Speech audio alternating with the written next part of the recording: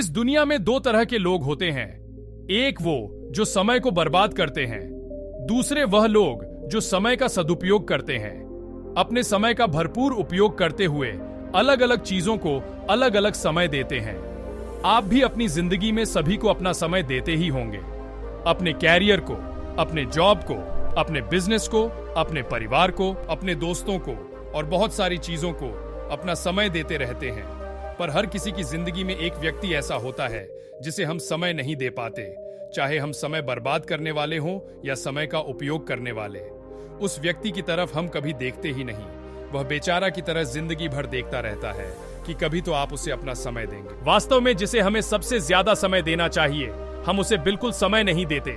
हमारा तो ध्यान भी उस पर तब जाता है जब हमारी जिंदगी की उल्टी गिनती चल रही होती है, यानी हम मौत के करीब होते हैं।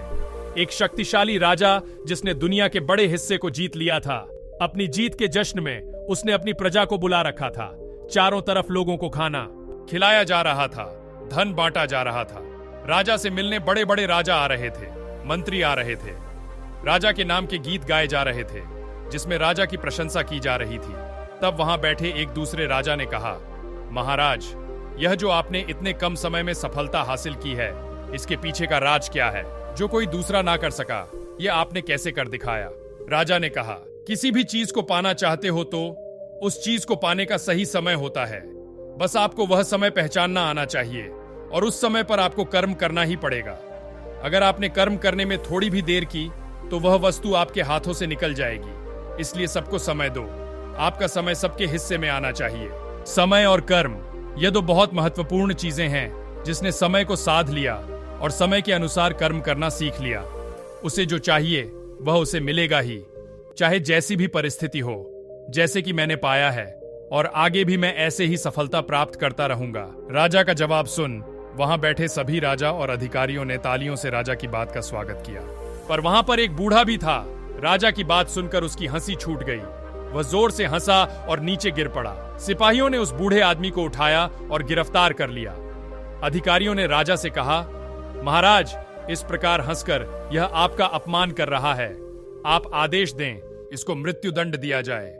राजा ने उस बूढ़े को ऊपर से नीचे तक देखा।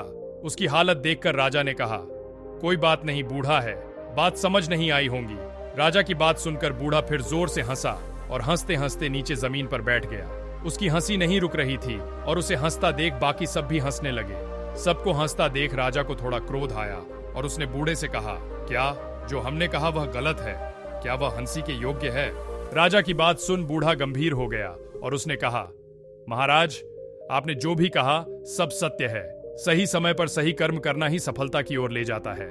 कर्म और समय का बंधन जो पहचान लेता है वही अपने लक्ष्य को प्राप्त कर पाता है।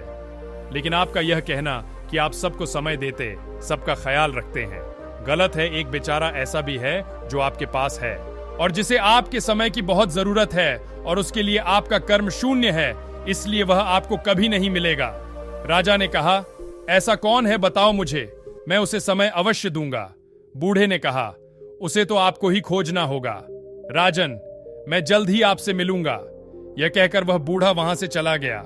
राजा को समझ नहीं आ रहा था कि ऐसा कौन है जो उसके बिल्कुल करीब है और जिसे वह समय नहीं दे रहे हैं। उसने अधिकारियों से कहा कि ऐसे व्यक्ति का पता किया जाए। बहुत छानबीन करने के बाद भी ऐसा व्यक्ति नहीं मिला जिसे राजा समय नहीं दे रहे थे और वह राजा के करीब भी था।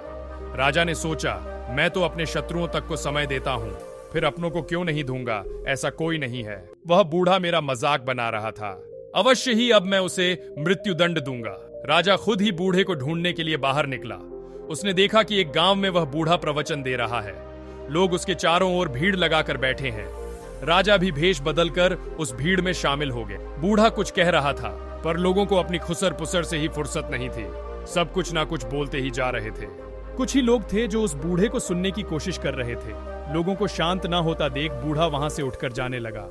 लोगों को लगा कि शायद प्रवचन पूरा हो गया है, इसलिए गुरुजी जा रहे हैं।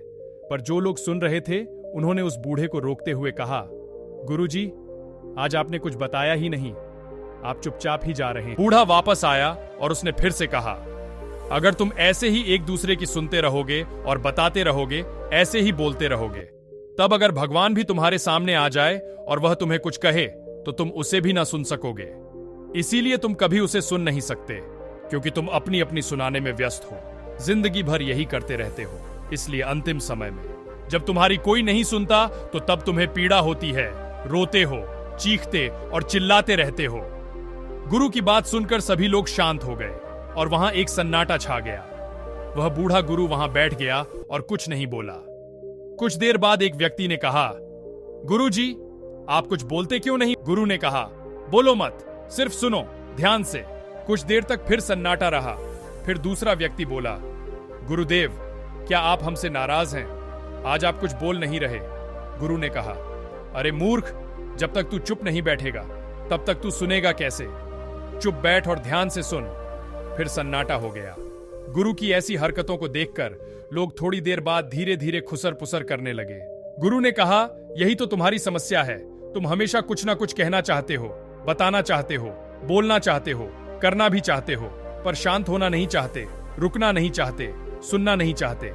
बस धमाधम बोलना है। तुम क्या बोल रहे हो? कभी सोचा है? क्यों बोल रहे हो सोचा है? इतने शब्द और विचार कहां से आ रहे हैं? कभी सोचा है? इन शब्दों में, इन विचारों में तुमने किसी की आवाज दबा दी है। कभी उसके बारे में सोचा है? भीड़ में से राजा उठकर खड़ा हुआ और कहा, अरे, जब तुम बोलोगे ही नहीं तो हम क्या सुनेंगे? चुपचाप बैठ जाते हो और कहते हो सुनो, क्या सुने? बूढ़े गुरु ने कहा, अरे राजन, जब तुम्हें वह बेचारा व्यक्ति मिला ही नहीं जिसे तुम्हारे समय की आवश्यकता है और जो तुम्हारे सबसे करीब है, तो तुम उसकी सुनोगे कैसे? राजा ने कहा, आपने मुझे पहचाना कैसे? गुरु ने कहा, यहां जितने अकड़े हुए व्यक्ति हैं उनमें सबसे ज्यादा तुम ही अकड़ रहे हो। पहचानना आसान है। राजा ने कहा, ऐसा कोई व्यक्ति नहीं है। हमने जांच पड़ताल कर ली है। तुमने हमारा मजाक बनाया, इसलिए तुम्हें हमने मृत्यु दंड दिया है। बूढ़ा फिर जोर से हंसा और नीचे गिर पड़ा। फिर खड़ा हुआ और कहा, मृत्यु दंड तो ठीक है, लेकिन पहले उस व्यक्ति से तो मिल लो जो तुमसे मिलने के लिए तड़प रहा है और जिसे तुम बिल्कुल भी समय नहीं देते।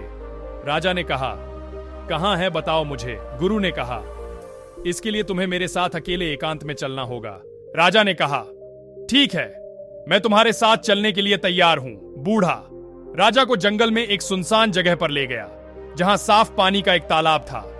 बूढ़े ने कहा, राजन, जिस व्यक्ति को तुम ढूंढ रहे हो वह तुम्हें तालाब में मिलेगा। राजा तालाब की ओर गया। तालाब में झांका, लेकिन उसमें कुछ दिखाई नहीं दिया। राजा ने कहा, यहां कोई नहीं है, तुम मुझे मूर्ख बना रहे हो। बूढ़े ने कहा, ध्यान से देखो, कुछ दिखाई दे रहा है। राजा ने फिर से देखा और कहा, यहां केवल मेरी ही परछाई दिख रही है, बाकी कुछ नहीं है। बूढ़े ने कहा, यही तो है वह व्यक्ति जिसे तुम ढूंढ रहे हो, जिसे तुम्हारे समय की सबसे ज्यादा जरूरत है। तुम ही तो हो। तुमने सबको समय दिया, लेकिन अपने आप को नहीं दिया। राजा ने तालाब में अपने आप को देखा, कुछ सोचा, फिर बूढ़े से कहा, तुम सही कहते हो। हम सबका ध्यान रखते हैं, सबको समय देते, सारे कार्य समय पर करते, पर अपने आप को समय नहीं देते। अपने सबसे ज्यादा करीब रहने वाले हम अपना ध्यान नहीं रखते, अपनी नहीं सुनते। लेकिन गुरुदेव, हम कैसे अपने आप को सुन सकते हैं, अपने आप को समय दे सकते हैं? बूढ़ा जोर से हंसा और कहा, चुप हो जाओ, मौन हो जाओ, शांत हो जाओ, अपनी बकबक बंद कर दो, आंखें बंद कर यहीं बैठ जाओ, ध्यान दो अपने ऊपर। तब तुम अपने आप को सुन पाओगे और अपने आप को समय दे पाओगे। वरना अंतिम समय में ही हम अपने आप को देख पाते हैं, पर तब समय नहीं होता कि हम अपने आप से बात कर सके, अपने आप को सुन सके। जैसा तुम कहते हो, सही समय पर सही कर्म आवश्यक है, तो यही वह समय है जब हम अपने आप को समय दे सकते हैं, अपने आप को सुन सकते हैं और अपने आप को उन कर्मों से बचा सकते हैं जो हमारा विनाश करते हैं। राजा बूढ़े के चरणों में गिर गया और कहा, आपका धन्यवाद मुझे मुझसे मिलाने के लिए, वरना मैं तो कभी अपने आप को समझ ही नहीं पाता। राजा की बात सुनकर बूढ़ा हंसते हुए लोटपोट हो गया और तालाब में जा गिरा और कहा, तुम तो गंभीर हो गए। जीवन गंभीरता के लिए नहीं। हंसो हंसाओ, सुखी रहो और सुख बांटो। दुखी हो तो अपनी शरण में जाओ। जीवन गंभीरता में मत निकाल देना। हमारा जीवन भी कुछ ऐसा ही है। हम दुनिया भर की बातें करते, फालतू की बातें करते हैं, काम की बातें करते हैं, बेकार की बातें करते हैं, ज्ञान की बातें मूर्खों की तरह करते हैं, मूर्खों की बातें ज्ञानियों की तरह करते हैं और कभी अपने ऊपर ध्यान नहीं देते कि हम अपने भीतर से किस ओर जा रहे हैं। दुनिया भर को जो आप समय देते हैं, उसमें से थोड़ा सा समय अपने ऊपर भी खर्च कीजिए। जानिए कि आपके भीतर क्या है। कोई बहुत बड़ा रहस्य नहीं, केवल इतना ही कि आपकी भावनाएं क्या हैं, आप कैसे सोचते हैं, आप कैसे देखते हैं, आपके विचार क्या है। आप अपने आप को केवल मौन में ही पहचान सकते हैं, शांति में ही खोज सकते हैं। जब हम मौन होते हैं तो हमारी ऊर्जा सबसे अधिक होती है। एक व्यक्ति जब दुखी होता है और आत्महत्या करना चाहता है, इसका कारण है कि वह मौन नहीं है। आत्महत्या से पहले वह चुप जरूर है, पर मन के भीतर भूचाल आया है। करोड़ों विचार एक साथ चल रहे हैं। ऐसे समय पर ही हमें अपने आप पर दया करनी चाहिए, अपने आप को समय देना चाहिए। समय इस भूचाल से निकल जाने का रास्ता देगा, आपको शांति देगा, आपको जीवन देगा, जिससे आप सही राह पकड़ सकेंगे। मगर जिसने अपने आप को समय दिया ही नहीं, वह कभी आगे बढ़ेगा ही नहीं। हो सकता है ये दुनिया में नाम कमा ले, धन कमा ले, पर भीतर से मर जाएगा, उसके अंदर का जीवन समाप्त हो जाएगा। एक रोबोट और मशीन से ज्यादा वह कुछ नहीं रह जाएगा। तो आप क्या समझे, इस स्टोरी से कमेंट में जरूर बताएं और अपने आप पर ध्यान दीजिए, सब कुछ सही हो जाएगा। और ऐसा ही स्टोरी सुनने के लिए हमारे चैनल को सब्सक्राइब कर लीजिए। Thank you.